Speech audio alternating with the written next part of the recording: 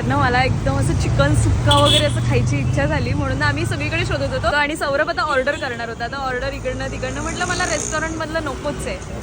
आणि आम्ही अजून 2 ठिकाणी विचारलं, पण तिथे ना त्यांच्याकडे ते ग्रीन चिकन होतं आणि काही जणांकडे रस्सा होता. तर मला सुक्कं चिकनच खायचं होतं, म्हणून आम्ही बघत बघत असे आलो. तर एक्झॅक्ट डोंबिवली स्टेशनचा जो सेकंड गेट आहे, म्हणजे मच्छी मार्केटचा जो गेट आहे ना, तिथेच एक्झॅक्ट ह्या काकींचं आणि हे दादा आहे त्यांचं स्टॉल आहे. आणि आम्ही जस्ट वाचलं तर तिथे चिकन थाळी, चिकन सुक्का, चिकन रस्सा वगैरे असं काय काय.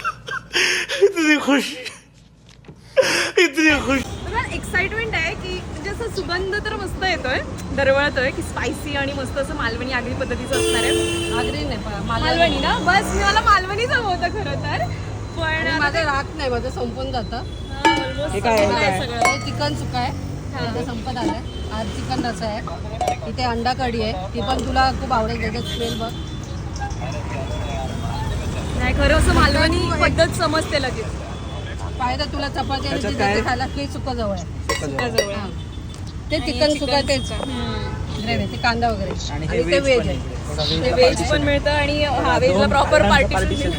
आता घरी गेल्यानंतर मी परत एक व्हिडिओ बनवेन की मला कसं लागलं ते. अरे काकी तर सांगतात एकदम भारी असणार आहे. रेस्टॉरंटचं विसरून जाल असं काकीने सांगितलं, त्याच्यामुळे मला आता ते कधी घरी जाते. मी तर गाडीमध्येच खाणार होती, पण हा बोलतो की घरी जाऊन खाऊया. म्हटलं ठीक आहे सर, घरी इथे गाडीत पण खाऊन थोडंसं बघ, तुला आवडेल. आणि तुम्हाला येऊन परत गरम बरीच येऊन सांगणार मी. हा, भाकरी आणि काकींच्या हातचं चिकन बघूया कसं लागतं. मी तर पहिल्यांदा खाणार आहे. काकींनी सांगितलंय रेस्टॉरंटपेक्षा पण हे भारी लागणार आहे.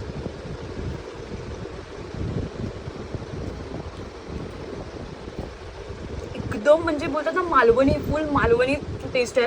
अरे जाम भारी आहे रे, मस्त बनवलं काकींनी. फुल असं वाटणातलं चिकन. मला असं वाटलेलं की आईसारखं कोण चिकन बनवूच शकत नाही, पण काकींनी बाई कमाल केली.